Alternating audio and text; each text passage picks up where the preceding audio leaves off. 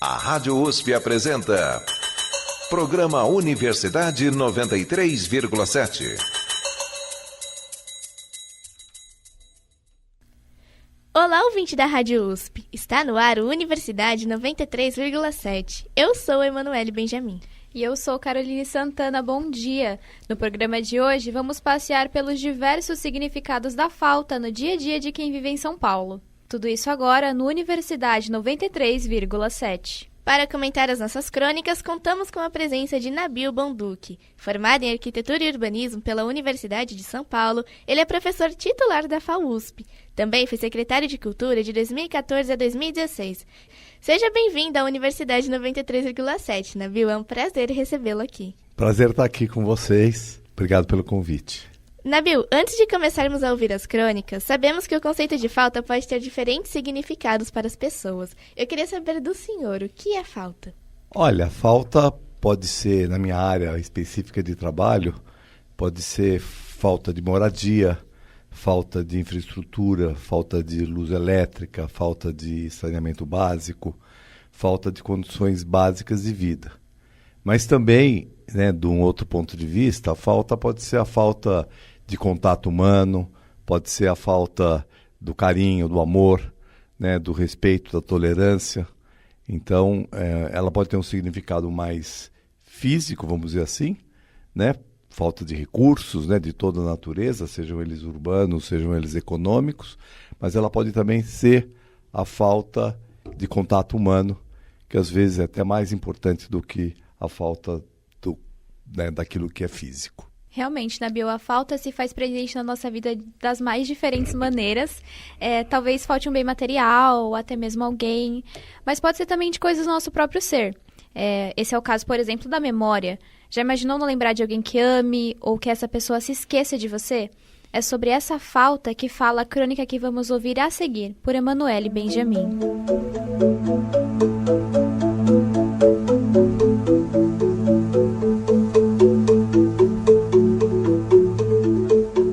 Dona Maria esqueceu o título da crônica, por Emanuele Benjamin.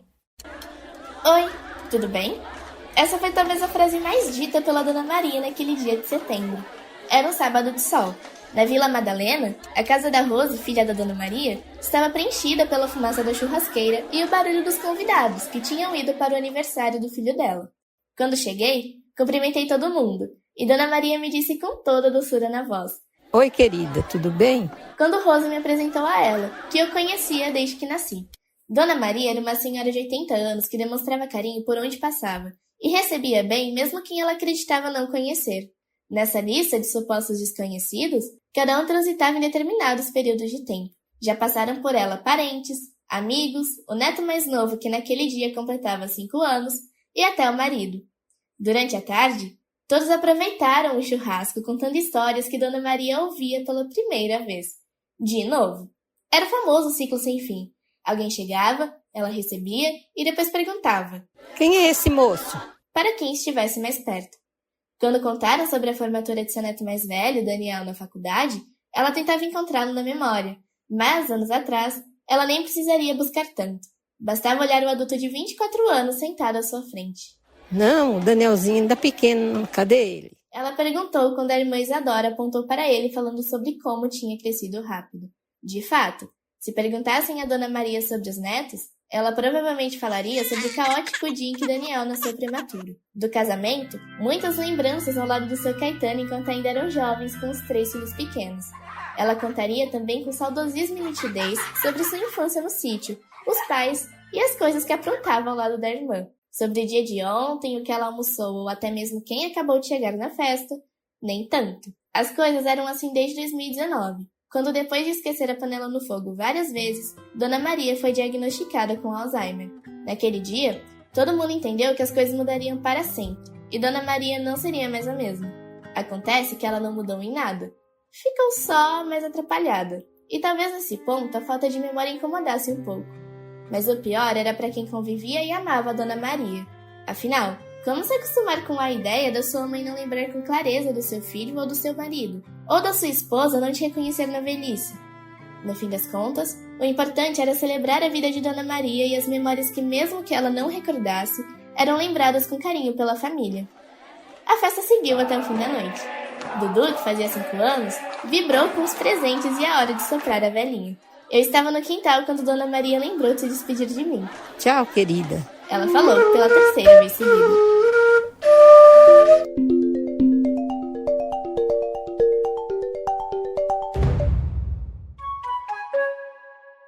Sabemos que em uma grande metrópole como São Paulo, a falta pode ter muitos outros significados. Você já sentiu falta de algo que nem sabe o que é? É sobre isso que fala a crônica de Paloma Lázaro que vamos ouvir agora.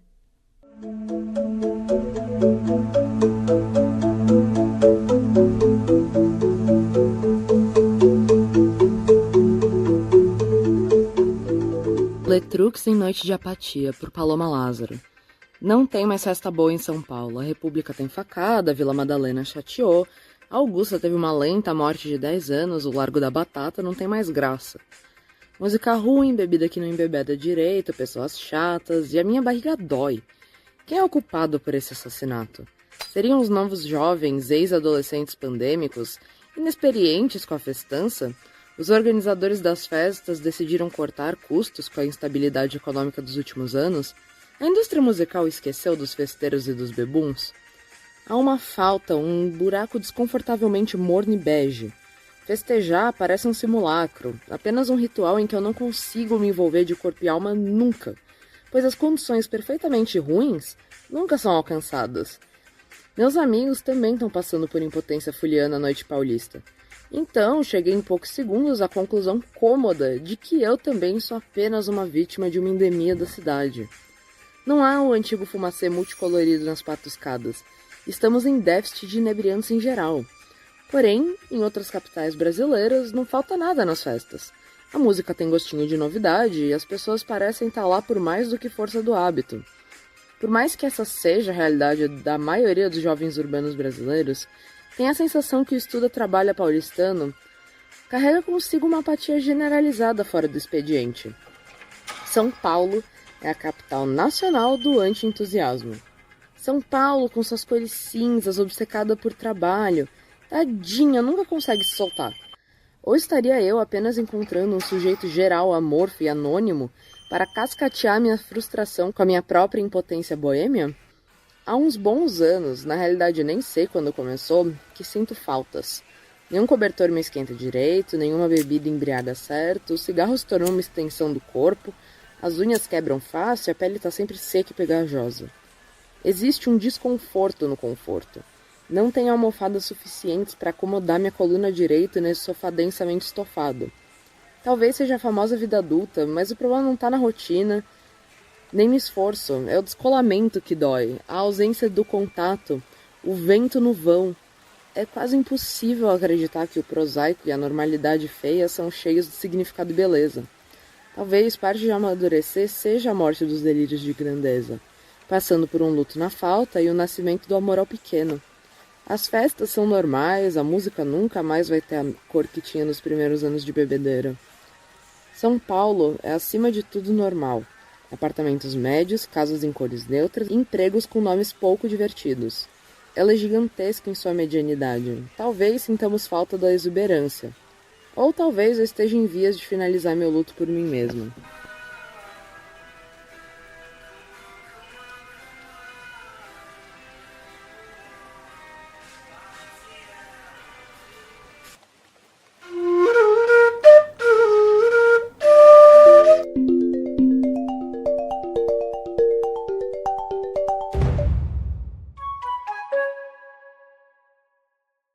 Realmente, quando não estamos nos sentindo bem com nós mesmos, nada parece bom o suficiente. E para comentar sobre o tema, chamo nossa repórter e cronista Melanie Silva. Bom dia, Mel! Você já se viu vivendo algo parecido com o relatado na crônica Letrux em Noite de Apatia? Olá meninas, Nabil, ouvintes aqui da rádio. Bom, eu acho que o relato que a Paloma trouxe é algo muito comum para todo mundo que vive na cidade, né? São Paulo às vezes pode ser muito cansativa. Trânsito cheio, transporte lotado. Eu acho que chegando no final de semana a gente quer descansar e nem consegue mais desligar dessa rotina tão enérgica da cidade. Eu acho que todo mundo que vive aqui já viveu algo parecido. Se o Nabil quiser comentar alguma coisa. Olha, A cidade de São Paulo é uma cidade que oferece muitas alternativas, mas também é uma cidade difícil do ponto de vista da vida cotidiana, né? A questão da mobilidade, por exemplo, é uma coisa muito complexa, né? As pessoas ficam cansadas, demoram para chegar, por isso nós vamos pensar uma cidade que seja um pouco mais agradável para as pessoas.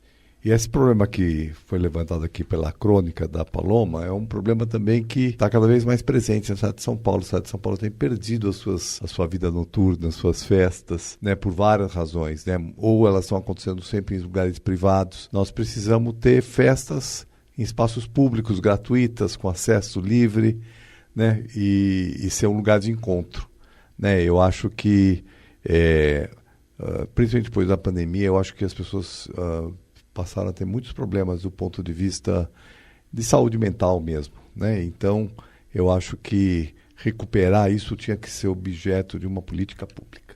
Agora a gente quer saber de você, ouvinte. Já se sentiu perdido saindo de uma festa como se não soubesse onde estava? Nabil, você que conhece bem a cidade, já ficou perdido alguma vez? No sentido de mobilidade mesmo. Olha, não vou dizer que não.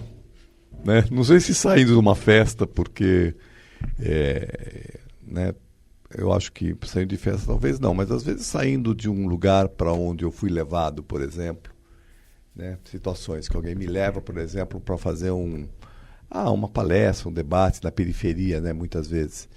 E você termina aquele evento, aquela situação e aí, por exemplo, hoje em dia, se você está sem o celular, né, e dependendo do horário, dependendo do lugar que você está, você muitas vezes tem dificuldade de saber não onde você está, mas como que você faz para voltar para o lugar que você precisa ir, né? Então, a gente foi criando uma certa dependência, né, do mapa digital, né, da possibilidade de acessar um transporte através dos aplicativos, né? Então isso começa às vezes então não é exatamente perdido, mas às vezes a gente sente dificuldade de saber como é que eu vou fazer para, né? Então, por exemplo, você fica sem o celular e você não tem dinheiro, por exemplo, né?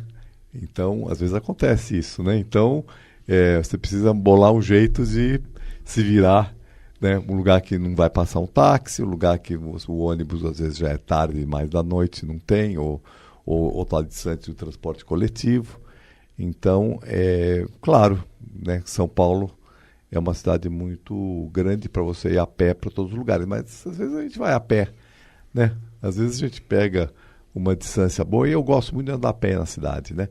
Só que às vezes você está sem um celular e você está num lugar que você não conhece no detalhe, você não sabe muito bem se você tem que ir para um lado ou para o outro, né? Então, mas para isso que tem que existir a cooperação. Uma cidade como São Paulo, aliás, qualquer cidade, qualquer tipo de relacionamento humano, a gente tem que ter colaboração. Então, a colaboração das pessoas, porque às vezes a pessoa não te conhece, mas ela vai te ajudar e vai te levar para o lado certo, vai te orientar para o lado certo. Então, né, eu sei que muita gente tem medo, né, de conversar com um estranho, né, principalmente de noite, né? Mas acho que a maior parte das pessoas quer colaborar e não agredir, né, quem está perdido. Como saber exatamente onde está nos mais de 1.500 km² de extensão da capital? Ou decorar entre os variados códigos de letras e números qual é o ônibus certo para pegar? Na crônica de Mariana Krumfli, pode-se sentir na pele o desespero de quem tem certeza de que não está indo para o lugar certo.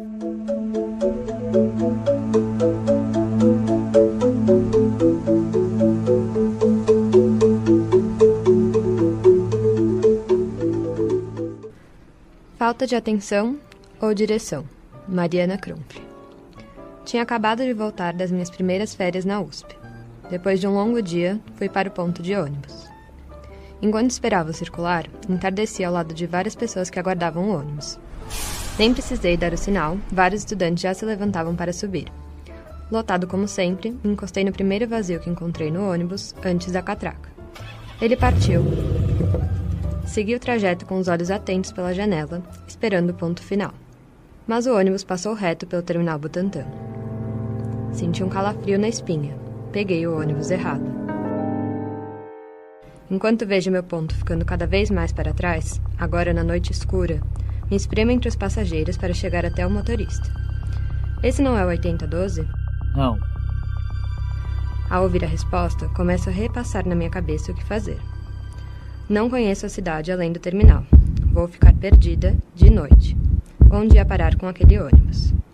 O motorista percebe minha cara de desespero e pergunta: Onde você ia descer? Terminal Butantã. Respondo com a voz já trêmula.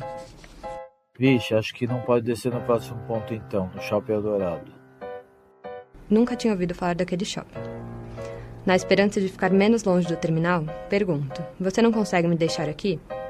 Entre um pensamento e outro, o motorista decide abrir as portas do ônibus no meio da rua, no meio do trânsito. Já vou descendo antes do alerta. Precisa passar o cartão. Volto e tiro o plástico prateado da minha bolsa, mas ele não passa na catraca. Esse a gente não aceita. Percebo novamente que não estou no circular. Com as mãos trêmulas, vou pegar o outro cartão, que estava sem saldo, mas deixo ele cair no chão. O motorista apressa porque o trânsito começa a andar.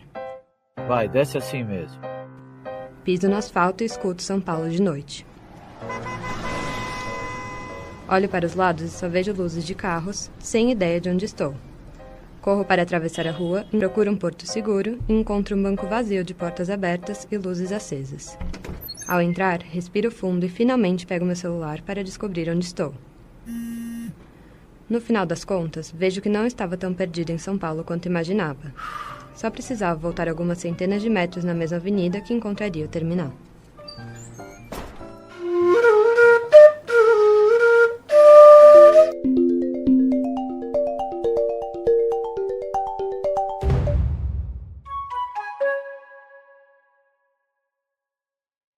Realmente, essa situação, essa falta de direção é muito desesperadora. Eu lembro da primeira vez que eu peguei circular aqui na USP, eu não sou aqui da capital, e como no começo do ano os circulares são muito cheios, antes de eu conseguir descer no meu ponto, o motorista fechou a porta. E, pô, a primeira semana, eu super tímida, já na primeira semana eu tive que me desesperar ali e gritar: motorista, vai descer! Pra conseguir descer no ponto, porque eu só sabia pegar uma rota de circular. E aí, nossa, foi muito desesperador, meu Deus. Mas pior do que gritar para o motorista abrir a porta, com certeza, é quando as pessoas dentro do transporte público não têm paciência e já te olham com aquela cara feia, né? Realmente, a falta de empatia eu acho que é bem recorrente aqui na capital paulista, seja no trânsito, na fila de uma padaria, dentro do transporte público. E é sobre essa falta que fala a crônica de Felipe Velames que vamos ouvir a seguir.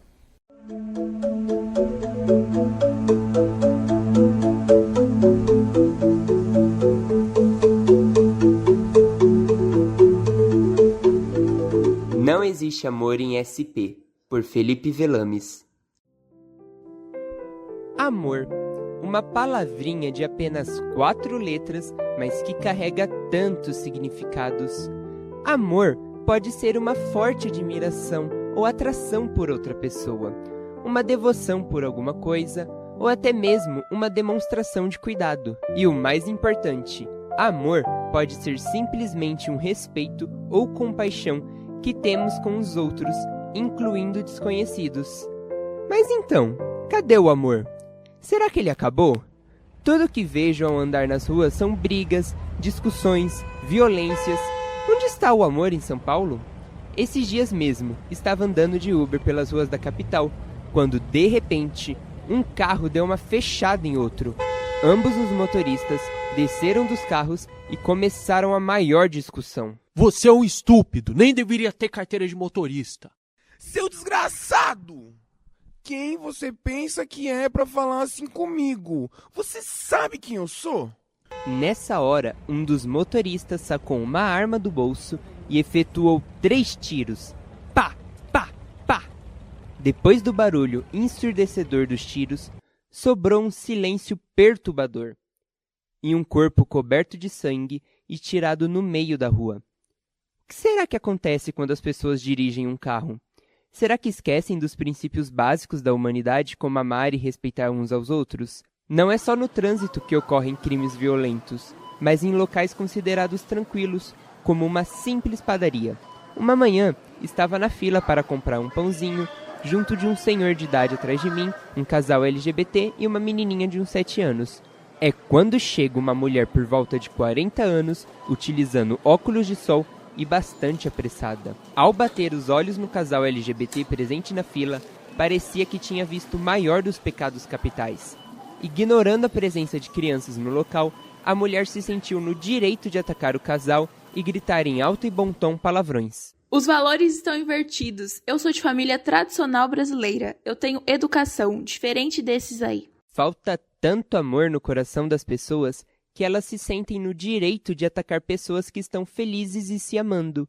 E não pense que essa falta de amor está presente só nessas situações extremas e que você é inocente nessa história toda. O metrô é o ambiente favorito dos paulistanos para demonstrar sua falta de amor. Sabe quando você está correndo com pressa e acaba esbarrando em pessoas na sua frente? Ou quando está na escada rolante e começa a xingar mentalmente a pessoa na sua frente, simplesmente por ela ser mais lerda que você? Ou pior, quando você está tentando ultrapassar alguém na baldeação e ela não dá licença e você simplesmente lança um mega olhar de julgamento para a pobre coitada que quebra anos de terapia. É como já dizia Criolo na década passada. Não existe amor em SP. Pelo contrário, a cidade está contaminada por outro sentimento bem mais poderoso e intenso. Um sentimento que também é uma pequena palavra de 4 letras e que carrega tantos significados. Ódio.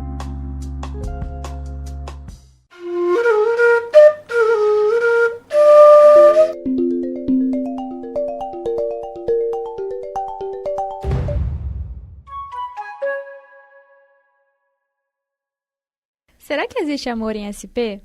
A nossa cronista Paloma Lázaro está com a gente aqui no estúdio para conversar com o professor Nabil e tentar responder essa pergunta. Bom dia, Paloma. Oi, gente. Bom dia, tudo bom?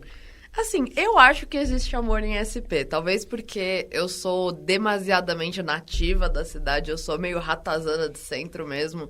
Então, eu sou uma pessoa que, mesmo com muito amor no meu coração, eu dou bom dia para todos os moradores de rua, eu sou mó simpática com os cachorros na rua, mas eu fico irritada com gente lerda no metrô, gente. Vocês que me perdoem, eu tenho direito a um pequeno ódio cotidiano. Eu buzinei um dia desses 3 minutos para um cara que ficou parado na Vergueiro, e eu não parei de buzinar em nenhum segundo. Porque, eu não sei, eu acho que uma explosãozinha emocional dá uma emoção no dia importante. E isso é passional, não é anti-amor. Mas, alguma vez, professor Nabil, você já presenciou ou participou de alguma briga no trânsito ou no metrô? Você acha que a gente realmente pode dizer que acabou o amor em SP? Olha, eu acho que São Paulo tem amor, sim, mas também tem ódio. Né? Eu acho que a própria situação da cidade, né, essas situações que você relatou, trânsito, a pessoa que não se preocupa com o que está atrás, o que está do lado, né, tudo isso faz com que, né, as pessoas tenham conflitos. É uma cidade repleta de conflitos. Né? Eu já presenciei muitas situações desse tipo, acho que todo mundo já presenciou. Embora eu nunca tenha presenciado nada tão assim... Nunca presenciei, por exemplo, agora pensando bem, já presenciei, mas acho que foi... Nunca vi alguém dar um tiro numa outra pessoa, por exemplo, aqui em São Paulo. Né? E olha que eu circulo muito pela cidade em qualquer horário, em qualquer região da cidade. Mas uma vez eu presenciei uma coisa que eu acho que foi bem... Não sei se foi um ódio, se foi uma coisa... Faz muito tempo já, no metrô, quando eu ainda dava aula na Belas Artes, portanto deve fazer 40 anos. Né? Na estação Luz do metrô, né? Que eu dava aula ali perto da Luz. E aí então estava um casal pobre, o homem estava com a criança no colo, com a mulher dele, provavelmente com a mãe da criança, e não sei, ele devia estar com ódio por alguma razão, estava com alguma briga com ela, alguma coisa desse tipo. Eu sei que ele empurrou ela para frente do metrô, ali, naquela estação. E o trem passou em cima. É realmente uma situação, faz muito tempo, mas essa imagem até hoje está na minha cabeça. né? Eu acho que é uma situação, certamente é uma coisa do relacionamento, né? Não era uma disputa de trânsito, não era uma homofobia ou alguma coisa do tipo, né? Era provavelmente uma coisa que talvez ele desse um tapa, né? Na visão machista da violência do homem contra a mulher, só que talvez ele não tenha percebido a consequência daquilo que ele estava fazendo. Ou seja, ele simplesmente... E a gente percebe que às vezes essas coisas acontecem assim, num instante. Se a pessoa está armada, por isso que nós temos que ser contra o armamento, né? Porque se a pessoa está armada, né, nesse momento, que é o momento que dá sei lá o quê, né, cai uma química qualquer, que a pessoa fica violenta, se ela tem uma arma mortal, né, certamente, se fosse em outra situação, talvez seria grave também, né, porque qualquer violência é grave, mas não teria a consequência que teve nesse caso. Eu fiquei pensando aquele pai com a criança de colo, de menos de 1 ano, no colo, né, assassinando, porque no fundo ele assassinou a mãe do filho dele. Você confere a segunda parte do especial Crônicas sobre a Falta no próximo programa. Bom, em nossas crônicas nós exploramos a falta em São Paulo, que é um tema muito amplo e difícil de ser definido. Sem dúvidas, todos têm uma opinião sobre a capital paulista e agora queremos ouvir a sua. Para você, ouvinte, o que é falta em São Paulo? Obrigada por ficar com a gente nesse passeio por São Paulo. Neste programa, falamos com o professor Nabil, da Faculdade de Arquitetura e Urbanismo da USP. Nabil, muito obrigada pela sua participação. Obrigado, adorei participar desse programa. Queria parabenizar vocês, porque as crônicas são muito interessantes para a gente comentar, tá? Então, obrigado pelo convite e vamos continuar pensando o que São Paulo tem de falta e o que tem de coisa positiva. Muito obrigada pela sua presença, professor Nabil. Foi um prazer recebê-lo aqui. E para quem quiser acompanhar mais sobre o trabalho do professor, é só segui-lo nas redes sociais. Então, se você puder falar, professor, para os nossos ouvintes, como eles podem te encontrar? Olha, Nabil Bonduque no Instagram, no Facebook, no TikTok. E pode me encontrar também aqui na Faculdade de Arquitetura e Urbanismo, onde eu já dou aula na USP há 38 anos. Né, e continuo dando aula na graduação, na pós-graduação. Então é só vir aqui na quinta e na sexta-feira e me encontrar. Obrigado. Obrigada. Bom, é isso. O Universidade 93,7 fica por aqui. Na apresentação tínhamos eu, Caroline Santana. E eu, Emanuele Benjamin. Crônicas por Emanuele Benjamin, Paloma Lázaro, Mariana Krumfli, Felipe Velames, Caroline Santana, Jonatas Fuentes, Melanie Silva e Marília Monicelli. Produção de Marília Monicelli e coordenação de Felipe Velames. A edição foi de Jonatas Fuentes e Mariana Krumfli. Este programa está disponível no site usp.br/radiojornalismo. Nos despedimos agora do programa e tenham todos um bom almoço. Obrigada e um bom domingo a todos. A Rádio USP apresentou Programa Universidade 93,7.